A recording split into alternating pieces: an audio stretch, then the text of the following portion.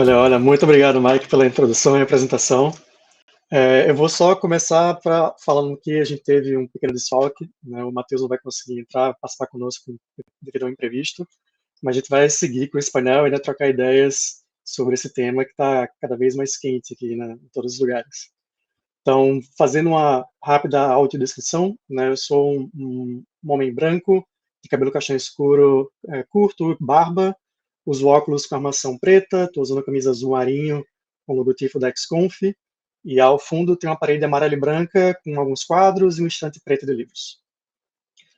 Bom, a gente está aqui para conversar um pouquinho sobre IA generativa, e quais os impactos dela aqui no Brasil, o que a gente já tem vendo acontecendo.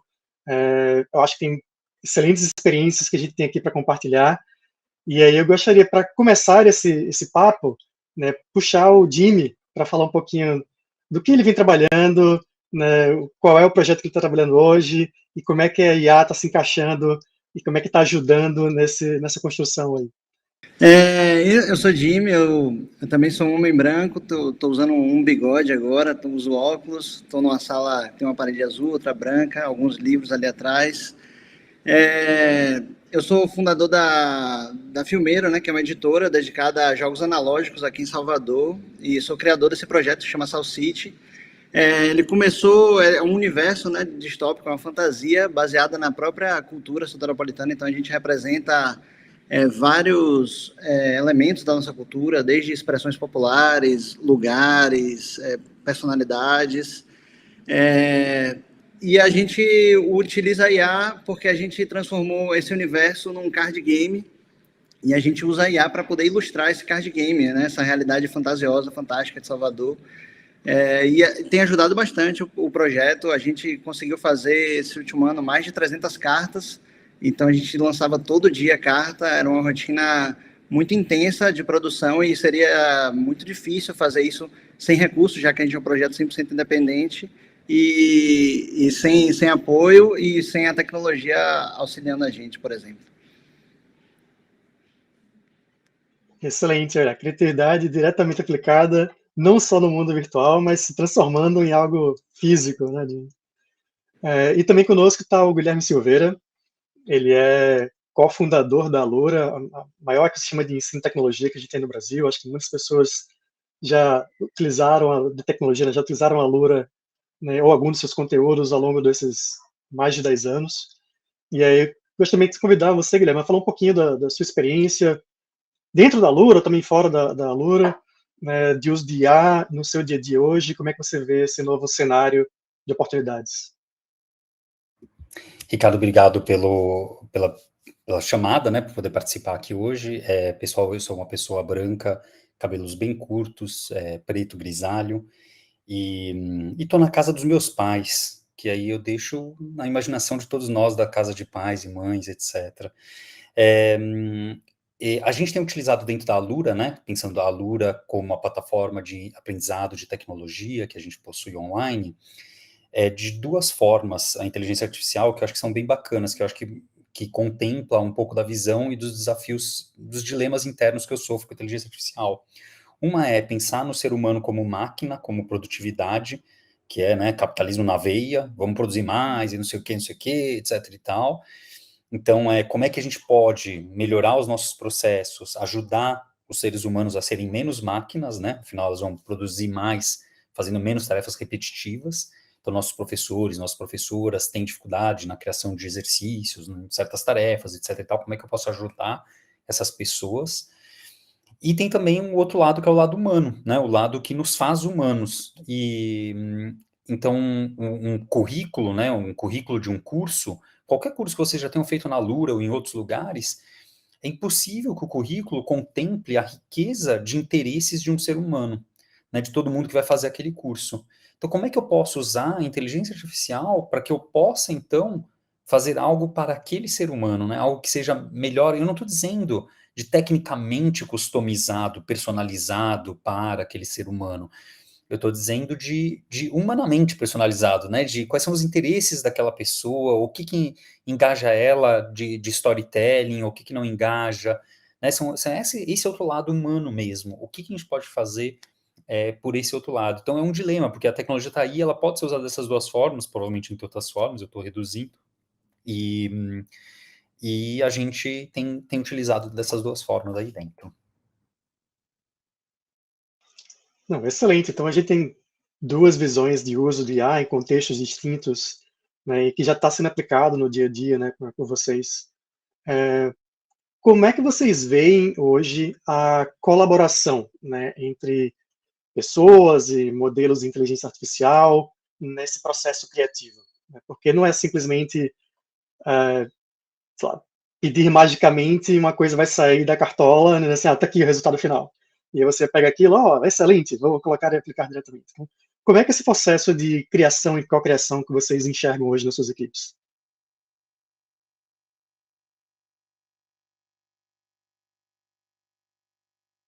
Pode ir primeiro. Bom, agora eu desmutei, então eu vou.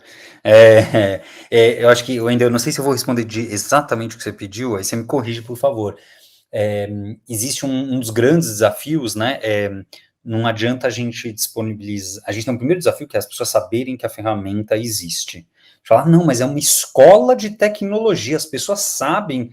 Não, as pessoas não sabem que a ferramenta existe. Segundo, as pessoas entenderem que ela realmente pode nos ajudar. Ah, mas é uma escola de tecnologia de ponta. Não, mas a gente precisa mostrar que ela realmente pode utilizar. Até porque se você vai lá no ChatGPT e faz a primeira pergunta, vai sair aquele lixo, e você fala, isso aqui não serve para nada. Super normal, sentimento de todo mundo, não tem problema nenhum com esse sentimento, tá?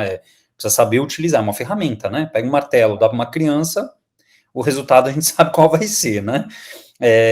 Então, a gente precisa ver se vai ser útil para a gente. Então, a gente precisa ter esse processo. Então, existe todo um processo de adoção que é um processo humano, né? É um processo humano de adoção assim como de práticas ágeis, né? Tem um teste de unidade. Como é que eu faço para adotar teste de unidade numa empresa? Não dá para fazer goela abaixo. Goela abaixo não funciona, a gente sabe isso de décadas. Então, esse processo de adoção de uma ferramenta, de uma técnica, de um processo, ele é longo, ele é custoso. A gente tem adotado aquela técnica de guerrilha, tipo, é 1 a 1, vai no 1 a 1 e depois vai aumentando o tamanho dos grupos que vai adotando as ferramentas, etc.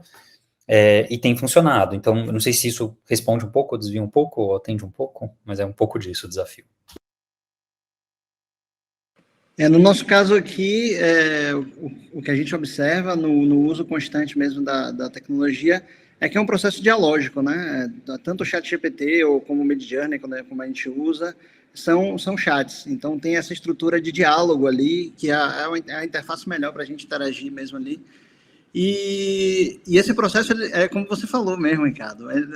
As pessoas às vezes acham que você vai pedir e aquilo vem pronto, né, para você, porque tem um acabamento, uma cara, tem uma interface que parece muito bem acabada, muito bem elaborada, mas quando você vai ver o conteúdo, quando você vai ver a minúcia do que você quer, nunca está ali exatamente o que você estava pedindo. Você tem que aprender a pedir, você tem que aprender a perguntar, e você tem que aprender esse diálogo, né? Que a partir dessa resposta, você melhorar a sua pergunta, né? Não é simplesmente eu quero uma coisa específica e eu peço e ela me entrega. Às vezes você não sabe elaborar direito, você deixa espaços em branco, você deixa pressupostos na sua cabeça que tem bagagens culturais que podem ser interpretadas de outras formas, principalmente quando a gente está falando de banco de dados.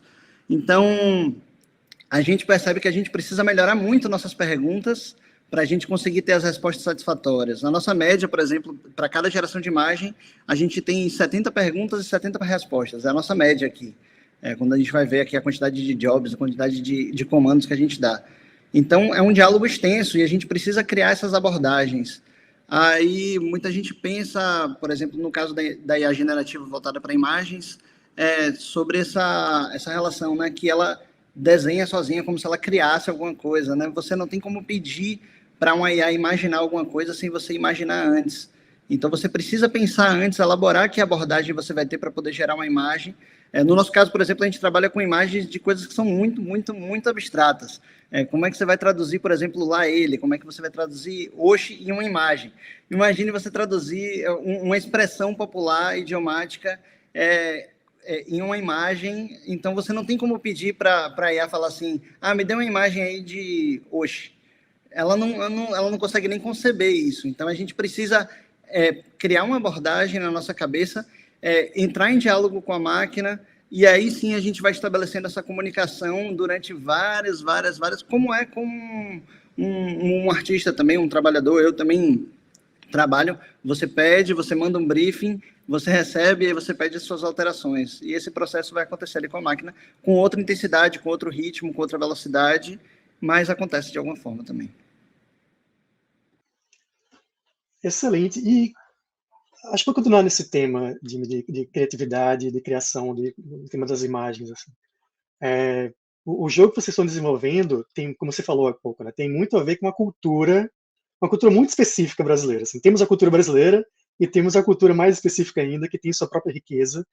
E aí, como é que vocês vêm trabalhando para garantir que a IA generativa, ou IA que vocês têm utilizado, não homogeneize ou ocidentalize, do ponto de vista eurocêntrico, né, a expressão cultural brasileira? Isso é um grande problema que a gente se depara aqui sempre. A gente fez uma experiência no início do ano, em abril, na Escola de Belas Artes aqui, que convidaram a gente para poder fazer uma oficina voltada para IA e conversar com a galera da Escola de Belas Artes que estava se deparando com esse debate agora. Estava tudo muito... ainda está tudo muito fresco, tudo muito inicial. E eles fizeram um desafio que era tentar pegar uma carta que a gente fez, que foi a Rainha do Mar, e tentar fazer lá usando IA. Né, que no caso é uma sereia, que é uma mulher gorda e preta. Então, como você fazer uma sereia gorda e preta usando IA? E eles, com comandos e mais comandos, não estavam conseguindo fazer aquilo, não conseguiam gerar aquela imagem, né? Então, a gente se depara o tempo todo aqui com esse tipo de problema, né? Se você escreve uma pessoa, provavelmente vai sair um homem branco, né? Se você escreve um homem, provavelmente ele vai sair branco. Então, assim, a gente precisa o tempo todo estar mantendo isso consciente. Por exemplo, se a gente quer que seja uma pessoa preta, a gente tem que escrever que é uma pessoa preta, tem que escrever que é um homem preto, uma mulher preta, que ela é gorda, que ela não é magra, que ela não tem um corpo X, Y, Z. Então a gente precisa tornar isso sempre consciente na gente para que a gente, na hora de pedir, deixe aquilo ali. E aí, essa parte cultural, como você falou, né? Como é que a gente faz essa tradução cultural com todas essas referências? A forma que a gente constrói aqui, ela é muito particular, né? A gente constrói os signos utilizando texto. Então, as nossas cartas têm um texto que precede as cartas, que introduz, e isso ajuda muito. A gente tem a própria compreensão do universo que a gente criou, né, que a gente dividiu a cidade em 5 forças diferentes, que é salitre, quentura, pirambeira, concreto, zoada. Então, são formas de dividir e construir esse universo simbólico que ajudam as pessoas que já estão aqui, que já conhecem a cultura, a, quando se deparam com a imagem, interpretar de uma determinada forma. Então, se a gente fosse, por exemplo, tentar construir aqui... vou tentar dar um exemplo aqui, por exemplo, a imagem de um sertanejo, né, com aquela roupa de couro tradicional, como a gente conhece aqui no interior da Bahia, provavelmente aí no interior de Pernambuco também, você tem essa figura do sertanejo com essa vestimenta, essa indumentária, com elementos culturais. Vai ser muito difícil você reproduzir aquilo dentro desse contexto. Então, o que a gente faz nosso universo é um universo de ficção. A gente cria abordagens para conseguir representar, através de todas essas limitações, a nossa própria cultura. E o mais engraçado é que as pessoas se identificam, e não só se identificam de entender qual é a relação que está ali, como é um jogo de codificação, né? Então elas se sentem orgulhosas de entender em que ponto aquela imagem está traduzindo aquele termo. Porque essa abordagem ela é muito mais cultural e social do que imagética, visual. Então, como a gente sai do visual, apesar da gente estar apresentando visualmente, a gente não está representando visualmente a cultura como a gente está acostumado a ver. E que o olho, muitas vezes, ele desensibiliza, quando ele vê, muitas vezes, uma mesma coisa. Então, quando a gente parte para esse universo mais simbólico, a gente tira as pessoas do universo visual e elas começam a tentar decodificar aquele signo, simbolicamente. Então, essa brincadeira acaba gerando uma identificação maior ainda, porque, assim, eu tenho uma bagagem cultural dentro de mim que faz eu decodificar essa imagem e entender como é que ela tem um sentido. E é por aí que a gente faz. Eu acho que é uma mudança, assim, relativamente grande no processo criativo, né, de forma geral. Porque, assim, embora a gente tenha inteligência artificial, aprendizado de máquina há décadas já, nas últimas décadas ou anos, ela vem evoluindo muito rápido. E eu acho que, assim, nesse tema de hoje que a gente tem aqui, da IA generativa como nova ferramenta, eu acho que é o primeiro grande serviço de IA, digamos, universalmente disponível, né, através do ChatGPT e dessas outras ferramentas. Então, elas existem, elas estão presentes no nosso dia a dia, nas ferramentas, nas mídias sociais, em todos os produtos que a gente compra através de recomendação, né, tudo isso. Mas hoje ela está disponível como uma nova ferramenta de criação também. Então, que é como ser uma ferramenta, a gente tem que aprender a usar, a gente tem que aprender, né, as melhores práticas e o que a gente deve evitar também. E aí, pensando no contexto da Alura, Guilherme, como é que a gente pode agora, nesse novo cenário que está se desdobrando agora de, vou dizer democratização, mas de mais fácil acesso a ferramentas de inteligência artificial, como é que a gente pode ajudar as pessoas a ensinar a elas a pensar com máquinas e não pensar como máquinas? Porque eu acho que esse vai ser um principal ponto agora, assim, como é que a gente vai utilizar essa nova ferramenta para aumentar o nosso potencial? Então, o perigo do aumentar o potencial é aquela história, né? A gente está vendo a ferramenta como uma ferramenta de produtividade, de ganho de produtividade. E eu não estou dizendo que, né, eu foco nisso, eu faço isso, é um dos trabalhos lá dentro, eu sou uma pessoa louca de processos, tudo é processo, para que a gente possa focar, não sei o quê, deixe de fazer tarefas repetidas e consegue focar na parte criativa, etc, né? Então, eu gosto de explorar ela de duas formas, né? Então, uma é essa de pegar tarefas repetitivas minhas, que eu costumo falar, olha, ninguém merece gastar horas repetindo e fazendo a mesma coisa. Por isso que a gente programa, né? A gente escreve código de programação, porque a gente fala, ninguém merece ficar fazendo essa mesma conta, ninguém merece ficar fazendo esse mesmo algoritmo no papel, ninguém merece ficar fazendo na cabeça, e aí a gente faz no computador. Isso. Então, eu tento pegar essas questões repetitivas que envolvem algum tipo de criatividade, né? Então, elas envolvem algum tipo de processo de criação que, que tem, né, uma certa liberdade. Então, esses processos, como, por exemplo, dentro da Alura, é um processo de criação de um exercício. Vou criar um exercício, eu tenho um processo de criação, existe uma certa liberdade, porém, existem certas regras, aliás, inúmeras regras de como um exercício deve ser feito. Como, por exemplo, não pode ser, pegando o gancho aqui do Jimmy, não pode ser, né, da brasilidade, no meu caso, não pode ser um exercício sobre, qual que é o nome daquele negócio? Social number. Porque se você perguntar para ele, faça um exercício de JavaScript, ele vai te dar um exercício de social number. Por quê? Porque na internet tem social number para cá e para lá, porque a internet é inglês, a internet é americana, a internet é eurocêntrica, não sei o que, etc. É isso que ele aprendeu, isso é internet, né? A gente não sabe nem o que é o banco, falando do GPT, a gente não sabe de onde que veio as coisas do GPT, então mais ainda pode ser, né? Então, o que a gente costuma indicar é pegar essas tarefas repetitivas que envolvem um certo processo de criação, e a gente sabe que a gente sempre bate na barreira, não, mas esse processo de criação, ele é muito único, é ele que transforma isso em nosso, né? E é verdade, é ele que transforma isso em nosso. Então, o desafio agora como é que a gente ensina a danada da inteligência a seguir as nossas regras de criação, porque nós temos regras de criação que nós seguimos, né? A gente não cria, aí é fuzuê criar qualquer coisa, né? A gente tem nossas regras que dizem o nosso output de criativo, né? E essas regras a gente tenta descrevê-las, né? Descrevê-las de uma forma humana e colocar para ela, torcendo para que ela entenda. E aí a gente trabalha muito em prompt engineering para fazer com que ela entenda essas regras nossas, para que a gente possa produzir mais, às vezes mais é a questão, tá? Para poder produzir mais, porque daí eu consigo tirar uma tarefa, né? Ou às vezes é produzir melhor, porque eu posso usar ela como uma validadora, né? Eu tenho um processo de criação, né?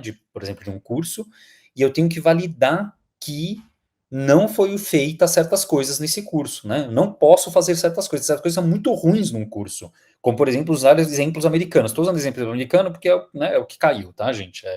Nada contra, americano, né? O exemplo americano é um exemplo que não nos condiz. Então, é isso aí.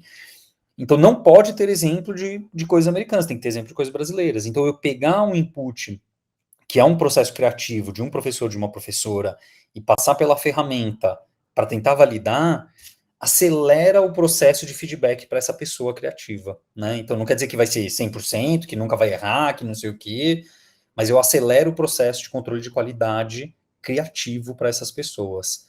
Então, eu acho que tem muitos lugares bacanas que dá para a gente utilizar dessa forma, como uma ferramenta de assistência para a gente, nesses processos criativos. Criativos repetitivos, né? Porque senão o ganho talvez seja menor. E você falou um termo, assim, que está bem relacionado a essa nova ideia de uso de IA generativa, que é prompt engineering, né?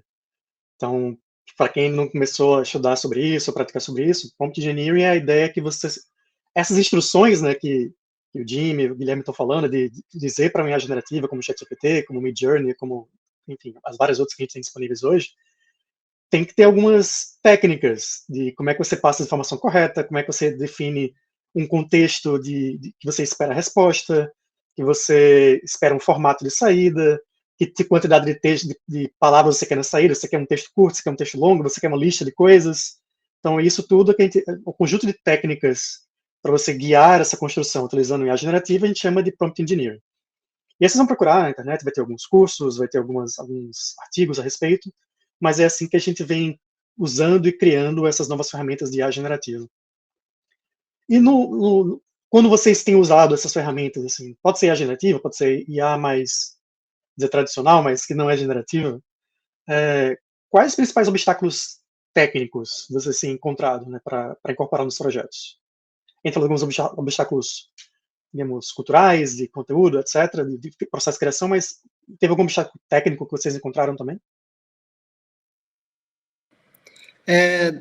Eu posso falar, por exemplo, no caso da IA que eu uso, né, que é o Midjourney.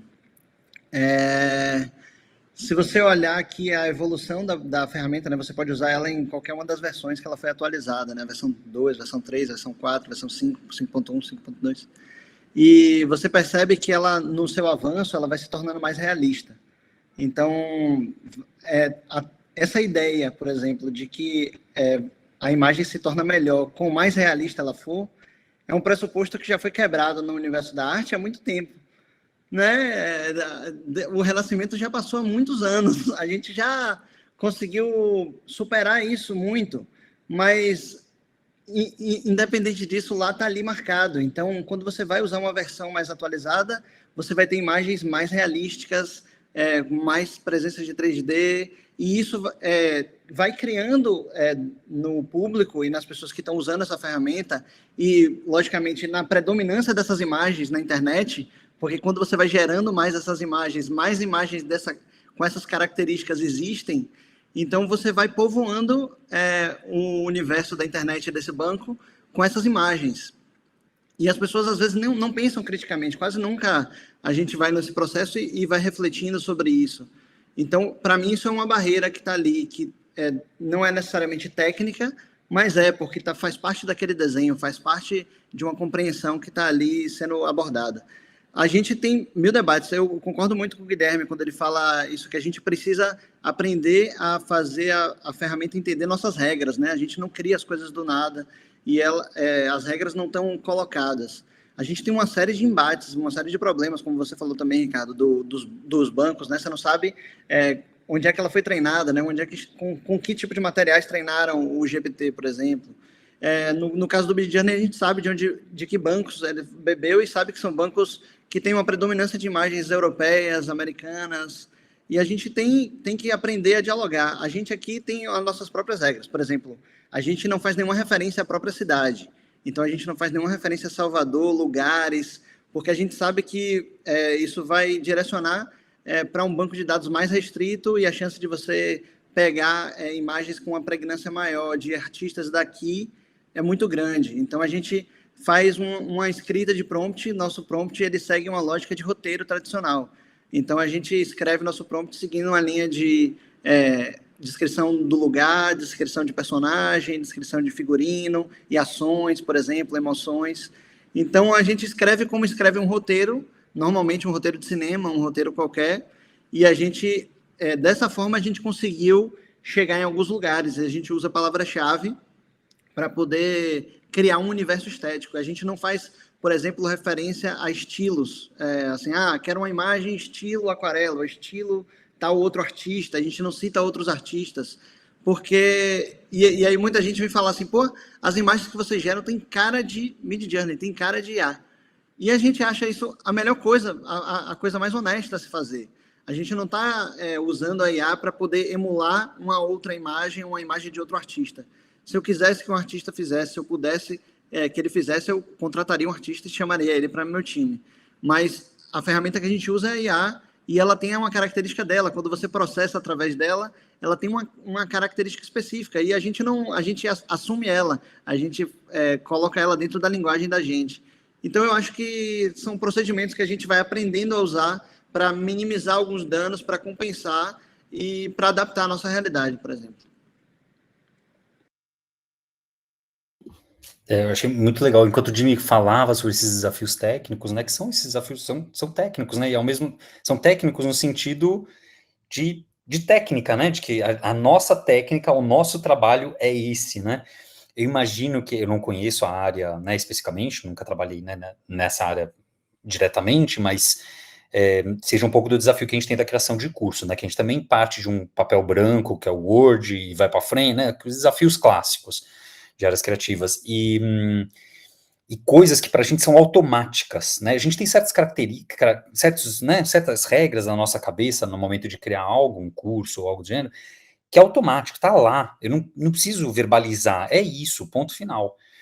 Agora, o que acontece? Vem Bill Gates, jogando carteirada, né? Vem Bill Gates e fala, não, porque agora vai democratizar tudo, educação democratizada por causa da OpenAI, né? Por causa das generativas. E aí você vai lá pedir um curso de JavaScript para o ChatGPT, para ver o que sai, para ver a qualidade do que sai. Né? Sai o que você esperar de um curso de JavaScript que você encontra na internet aleatoriamente, né? Aleatoriamente quer dizer assim, pega 1000, escolhe um aleatório, vai sair a mediana, né? Porque é aleatório, vai sair a mediana. A mediana é medíocre, né? Porque é média, né? É medíocre, né? Não é nem bom nem ruim, é medíocre. Eu não quero dar isso para os meus alunos e alunas, né? Eu tenho uma visão, e é essa visão que está na minha cabeça.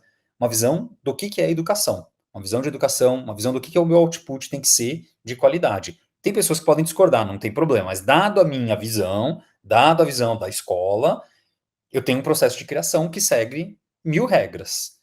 Como é que eu coloco essas regras agora e faço esse sistema obedecer? Porque se ele não obedece às minhas 1000 regras, ele gera seguindo as 1000 regras do universo que ele consumiu, que a gente sabe que é medíocre, porque né, no melhor dos casos vai ser medíocre, vai ser a mediana mesmo, né? Então, esse processo, né, que é o processo de tipo, poxa, como é que eu coloco essas regras, como é que eu, né, todo esse processo é desafiador, é um processo técnico desafiador, longo, e que você não sabe no final se vai valer. Para cada uma das ferramentinhas que a gente acaba criando, a gente não sabe no final se vai valer a pena. A gente cria e depois vai descobrir se está valendo a pena, se está ajudando mesmo, se está ganhando produtividade, se está melhor qualidade, aderindo às regras, não sei o quê. É desafiador, né? Mas é um desafio não código, né? Eu conheço empresas que passam pelo desafio, por exemplo, a OpenAI sai do ar, né? A API não responde, não sei o que, tem esses outros desafios também, né? Existem esses também. É um cenário novo e complexo, né, que a gente vai aprender a navegar e com as ferramentas evoluindo o tempo todo.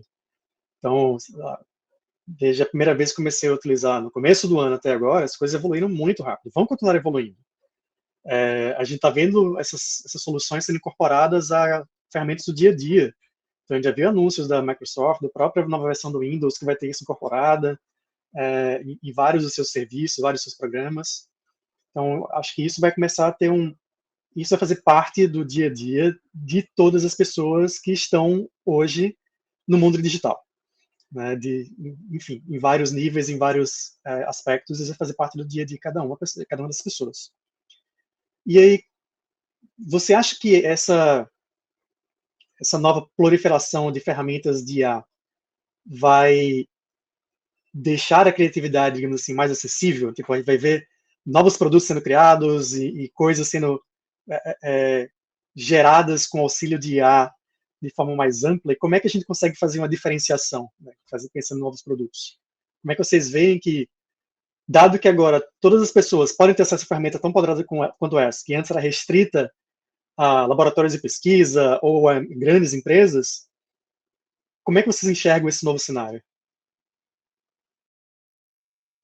eu vou começar para ser o chato de sempre, porque para todas as respostas eu fui chato. Eu sou o chato da tecnologia, né? O cara da ensino de tecnologia que é chato. Eu vou ser chato. Quem tem acesso é quem paga $20 por mês. Isto é, não é a população brasileira que tem acesso. Só para, né, para dar aquele tapinha de colega amigável no Bill Gates, lá nas costas do Bill Gates. Então, a história né, do acessível é mais acessível para quem tem esse dinheiro para gastar mensalmente nessa Midjourney, eu esqueci quanto que está, né, hoje em dia. E então, claro, tem a versão gratuita, né, que infelizmente ou felizmente, seja o que for, não sei qual aqui utilizar, a qualidade é outra, né, das ferramentas gratuitas hoje em dia ainda. Então, eu acho que o desafio ainda vai ter um ganho de várias coisas que se potencializaram, muitas ferramentas aparecendo, muitas ideias super bacanas de tudo que é lado, várias possíveis críticas a serem feitas, positivas e negativas, mas a questão da equidade de acesso, isso ninguém mudou, entendeu? A equidade da educação, que é que me afeta, o meu coração, a ferramenta não mudou nada nisso. Ela continua sendo uma ferramenta paga, para quem tem mais dinheiro vai ter acesso né, a essa ferramenta antes, com mais suporte, com mais qualidade. E quem não tem, vai ficar sem. Então, o desafio é como a gente faz para que a gente consiga disponibilizar isso para todo mundo, e não só para quem ganha em dólar.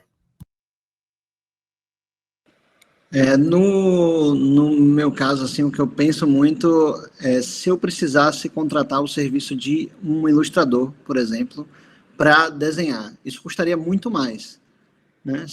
Iria inviabilizar meu projeto, ele simplesmente não existiria, as pessoas não conseguiriam acessar. Então, eu acho que ferramentas mais baratas para determinados usos, elas permitem que outras pessoas consigam construir discurso, falar, né? Então, quando você, por exemplo, tem câmeras de vídeo mais acessíveis, você permite que mais pessoas consigam contar histórias com outras perspectivas, que elas antes não tinham ferramentas possíveis para fazer isso. Concordo com o Guilherme, não acho que seja uma ferramenta necessariamente mais acessível, não acho que ela seja uma solucionadora para todos os problemas em todos os casos. Eu acho que no nosso caso, por exemplo, ela resolveu muito bem porque a mentalidade da construção do jogo já tinha uma lógica que é muito parecida com a lógica da própria IA que a gente usa, né? Então, imagine que a gente saiu de observar a cidade, o universo simbólico da cidade, construir esse universo fictício a partir de traduções de imagem para texto mesmo. Então, aqui em Salvador, você tem bairros que, por exemplo, se chamam Sete Portas, Dois Leões, Água de Meninos. Então, a gente começou a imaginar que imagens que são sugeridas a partir desses nomes que tiram a gente daquela realidade imediata que a gente está acostumado desses bairros. Então, se você imaginasse, por exemplo, a Rua da Aurora, você consegue imaginar a Rua da Aurora, se eu te falo dessa forma, você imagina na sua cabeça, não aquela Rua da Aurora real que você conhece, mas a Rua da Aurora ficcional sugerida a partir dessa palavra. Como o processo criativo da gente já era esse, e a gente já está criando isso já desde abril do ano passado, 2022 no caso, quando a gente não tinha essas ferramentas tão popularizadas, a gente estava tentando fazer isso na mão e estava tornando isso completamente inviável. Eu só podia contar com os meus amigos têm um tempo limitadíssimo, ninguém tem dinheiro para bancar o projeto e se não tem dinheiro não tem tempo também para estar ali se dedicando a um trabalho que pode ser infrutífero, né? Imagine, 300 cartas, é muita coisa, é muita ilustração para fazer.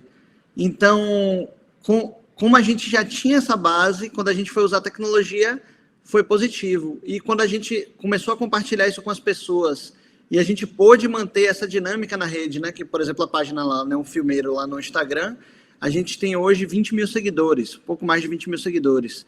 A gente conseguiu construir isso de forma completamente orgânica, a gente conseguiu 14 mil seguidores organicamente em 4 meses, simplesmente interagindo diariamente com as pessoas. Isso tornou o projeto muito mais complexo, porque a própria população da cidade pôde participar do processo criativo e sugerir cartas, fazer críticas, dar feedbacks, compartilhar suas experiências naqueles lugares ou em lugares da cidade ou com elementos da cultura da cidade.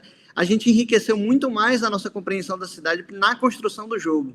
Então, eu acho que foi extremamente positivo, não simplesmente por solucionar tecnicamente o problema da ilustração, mas porque fez com que a gente conseguisse estar ali em diálogo com as pessoas, apresentar um universo ficcional de uma forma menos abstrata, que antes, quando a gente estava tentando ilustrar, era as ideias e palavras. A gente tinha, no máximo, esboços. Mas quando a gente consegue apresentar isso para as pessoas de uma forma mais visual, mais visível, elas conseguem se engajar melhor e trazer mais informações. Eu acho que foi tudo muito rico para o processo de construção do nosso projeto, especificamente. Eu acho que tem uma fetichização muito grande das IAs como um todo.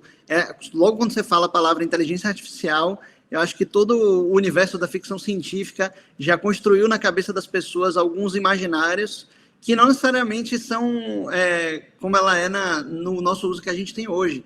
Pode ser até que se torne algum dia alguma coisa mais parecida com esse imaginário, mas hoje ela é muito mais rudimentar e muito menos. Eu acho que tem um fetiche muito grande, e eu acho que o próprio mercado vai estimulando esse fetiche, né? Vai usando mais a palavra e as pessoas vão incorporando isso no dia a dia. Mas isso daí só dando uma pincelada do que a gente passa por aqui, de como eu penso, de como ela, por exemplo, impactou o nosso projeto para além da solução do problema de ilustração, né? Sim, eu acho assim, são visões importantes que vocês trouxeram, assim, embora a gente esteja falando de uma ferramenta que é mais facilmente disponível, ela ainda tem um custo, né? E aí a gente vê esse custo sendo ainda uma barreira, né, para adoção em massa nessa ferramenta. E até o controle dela mesmo. A gente está falando de serviços que são serviços fechados e proprietários de grandes empresas, geralmente americanas, então que detém isso. Então, quando chegar no momento que muitos dos serviços dependem, né, de serviços criativos, de serviços, né, que a gente vai construir aqui no Brasil, dependerem de algo externo, e isso assim, a mercê de preços e disponibilidade, a gente começa a gerar uma dependência muito crítica, assim, e que pode gerar problemas sérios, né, em vários aspectos, né, da geração de valor, né.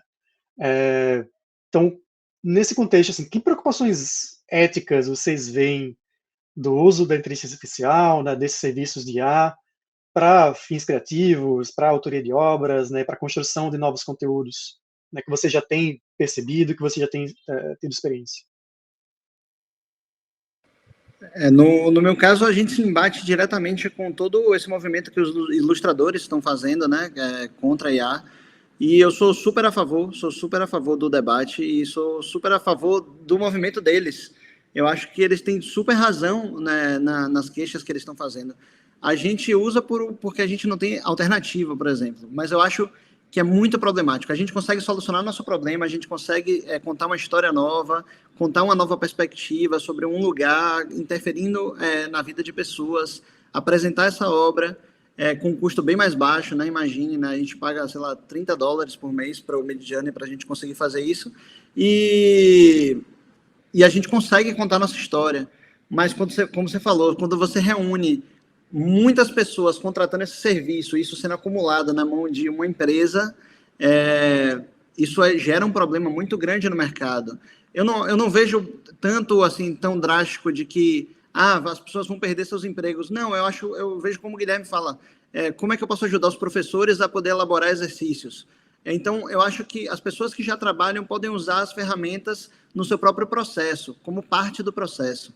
Eu não acho que vai necessariamente eliminar pessoas. Vai permitir que pessoas que não contratavam ilustradores, por exemplo, gerem imagens para thumbs, para um monte de coisa, porque aumentou muito a quantidade de geração de conteúdo na internet, que já não contratava serviços profissionais, já recorria a imagens do Google e era uma coisa extremamente problemática. Ou então bancos de imagens, né? Gerando imagens menos personalizadas, mais genéricas. Então, eu acho que é muito mais por aí, né? Você vai ter uma resposta menos genérica, mas ainda assim não vai ser nada tão personalizado. E vai indo para essas soluções de pequenos processos. Mas eu vejo extremamente problemático. Eu não acho que vai ser uma coisa tão boa a longo prazo. Eu acho que vai acelerar esse processo de acumulação de riqueza, de achatamento da classe média, de diminuição de oportunidades. Eu acho que faz parte. Eu acho que a discussão da ética aqui ela é profunda, né? E eu eu gosto de lembrar de que essa discussão da tecnologia e ética é uma discussão milenar, né? Não é algo dessa década, não é algo do ano passado, quando o ChatGPT apareceu, depois de DALL-E, etc., né? Midjourney e afins. Né, quando questões de tirei uma fotografia e de quem é os direitos dessa fotografia, né, a pessoa na rua, não na rua, não sei o que, todas essas discussões foram criando uma base de regras aceitáveis, né, e aí se tornaram leis, né, e afins, do que pode e o que não pode ser feito. Eu acho que o duro que é né, eu não tenho a solução, mas eu acho que é o triste, é óbvio, né, é que, claro, né, essas ferramentas que elas fizeram, elas realmente consumiram, sem pedir permissão para ninguém, com ou sem direito, não sei, etc., né, me marca muito o caso do Stable Diffusion, que às vezes eu peço coisa para o Stable Diffusion e aparece uma imagem com get em tudo que é canto, get images em tudo que é canto, quer dizer, claramente foi treinado em imagens da get images que não estavam permissíveis para serem acessadas, né, então, uma coisa triste é isso, né, que é um pouco, eu acho que é um pouco dessa visão de que, olha, precisa ser baseado numa questão de é criado tudo e depois é perguntado, e depois é discutido, né, tudo é feito e depois a gente discute, só que esse depois talvez já seja tarde demais, né, talvez já seja um momento em que já gerou muito, muito caos. Então, e aí não tem mais volta, né? E agora não tem mais volta, certo? Não tem. Quem é que vai legislar e vai falar, tá proibido tudo, e ponto, final, ninguém vai falar proibido tudo, muito difícil. Então, é uma questão muito delicada, que envolve uma área que eu não estou dentro, e que aí é difícil de falar, por exemplo, na parte de criação de imagens, né? Não estou dentro, e muito difícil eu falar algo sobre isso. Mas é sobre a questão de trabalho, né? Eu penso aquela história, eu consigo realmente produzir mais, né? Mais e melhor. Então eu tenho essa oportunidade. A questão é que vai ter gente que não vai se adaptar. Vai ter gente que vai falar, não quero usar. Eu me lembro disso na minha infância, quando eu comecei a usar AutoCAD, meus professores usavam nanquim e caneta para desenhar plantas, né? Eu estudava edificações, desenhava plantas, e eu usava AutoCAD, né? Tinha, sei lá, 15 anos, e não fazia sentido mais desenhar com nanquim, mas era isso que eles ensinavam, era isso que eles cobravam, e esse seguiu o resto da vida deles, né? Então, foram pessoas que ficaram para trás, que se dependessem de conseguir outro emprego, e não dependiam, tá? Era uma estrutura que não dependia, mas se dependesse, iam ficar de fora do mercado. Se não se adaptassem à nova tecnologia e ao que ela potencializa, né? Afinal, eles não precisavam mais diletar papel vegetal, que é uma alegria na vida de todo mundo, mas era nisso que eles eram bons, eles eram muito bons, né, entre outras coisas, em arrancar pedaços de papel vegetal sem marcar. E eu não, né? Só que a nova geração não precisa dessa habilidade. Então, essas habilidades que não são mais tão necessárias, quem não se adaptar a isso vai ficar de fora, né? Quem se adaptar vai continuar a produzir mais, produzir melhor, etc. Não, muito obrigado por compartilhar essa visão, as experiências que vocês têm no uso de IA, no dia a dia de vocês, no trabalho, nas empresas, nas soluções que vocês vêm criando. E aí, para fechar essa nossa discussão, né, eu queria só pedir assim, 2 respostas rápidas de vocês, da visão que vocês têm, de como é que vocês veem a relação de IA e humanos, né, nessa cocriação nos próximos anos. Né? O que as pessoas devem se preparar e o que elas devem estar atentas? Rapaz, eu não gosto muito dessas coisas preditivas, assim, futurísticas e muito jogando para o futuro. Eu acho que é importante a gente olhar agora mesmo o que a gente tem de embate. Eu acho que no Brasil, se eu dissesse sobre o futuro, é que a gente precisa realmente acelerar nosso processo de legislação sobre essas coisas, para a gente entender os limites, construir esses limites coletivamente. Precisa ampliar o debate, o acesso à informação de qualidade, para que as pessoas consigam formar a sua opinião de forma mais ampla possível, com maior propriedade, que elas experimentem as ferramentas, entendam do que se trata isso e em que lugares isso pode impactar, tanto como pode ajudar, como pode atrapalhar, para poder qualificar o debate público sobre isso, porque é muito importante que a gente construa isso coletivamente, que a sociedade esteja imbricada, porque não tem talvez nenhum setor que não seja impactado por isso. Na nossa parte de criação é muito, e não só essas ferramentas, como a gente sempre fala, que é DALL-E, Midjourney, Stable Diffusion, mas a própria Adobe, né, que tem suas ferramentas de IA, muito antes de lançar o Firefly, já usava ferramentas que eram otimizadas através de inteligência artificial e que, como não tinha esse hype, não era simplesmente colocado, né? Mas o Premiere já tinha, o Audition já tinha, o próprio Photoshop já tinha suas ferramentas. Então, eu acho que tem que tornar isso nítido, claro para as pessoas, porque muitas pessoas usam ferramentas que são otimizadas por IA e não sabem também. Então, precisa tornar isso muito, muito claro. É só pensar que a gente está aqui com o foco automático da nossa câmera, que como será que é calculado o foco automático do nosso rosto? Como que é calculado esse blur que a ferramenta aplica atrás? Como será que quando eu tiro uma fotografia, ele detecta rosto, detecta não sei o quê, né? Um monte é tudo inteligente, está em todo canto, né? A gente, como o Jimmy comentou, só não tem ciência disso. E eu sou do grupo de que, olha, se eu soubesse fazer futurologia, estava lá na cena, na loteria, estava muito bem. Não gosto, não sou fã. E o motivo é o seguinte: se eu erro, todo mundo esquece. E se eu acerto, eu sou endeusado. Então, não acho bacana fazer uma futurologia daqui 10 anos, daqui 10 anos é educação. Por que ninguém sabe o que vai acontecer em 3 anos da educação, em 10 você acha, né? É um chute. A gente chuta o que vai acontecer daqui a 10 anos e tenta trabalhar para que, se for esse mesmo caminho, a gente, né, que estejamos preparados para isso, né? É muito claro, como o Jimmy comentou, é muito claro que a inteligência artificial, ela afeta basicamente todos os ramos, né, do trabalho, né, pensando em trabalho, cada um de formas diferentes, etc e tal, mas ela afeta todos os ramos, basicamente, né? Com certeza eu estou generalizando e alguém vai achar lá o caso que não. E o que significa que a gente tem que preparar as pessoas para serem usuárias desse tipo de ferramenta de alguma forma. Não significa que todo mundo tem que aprender a calcular a matemática por trás da inteligência artificial, não tem nada a ver com isso, né? Mas as pessoas têm que, de alguma forma, estar preparadas para o que elas vão enfrentar daqui a 10 anos. O que vai ser isso, eu não sei. Mas o que a gente sabe hoje que ela tem que enfrentar, a gente já sabe, a gente tem uma visão de possíveis caminhos do futuro, então vamos preparar as pessoas para um mundo onde fake news de vídeo é assim. A gente tem que preparar as pessoas para isso. Agora ainda não é assim. É quase assim, né? É quase um segundo. Mas daqui a pouco vai ser 1 segundo. E a gente tem que estar preparado para isso e pronto, né? Pode não ser. De repente a gente fala, não foi. Mas a gente vai... É uma aposta, né? Um chute razoável. Então a gente direciona para proteger as pessoas para isso. Eu acho que é isso. A gente tentar prever um pouco e se preparar para isso. A gente tem previsto isso na Alura, é óbvio, é muito claro, né? A gente tem agora uma escola nova de inteligência artificial, onde a gente ensina inteligência artificial aplicada às mais diversas áreas.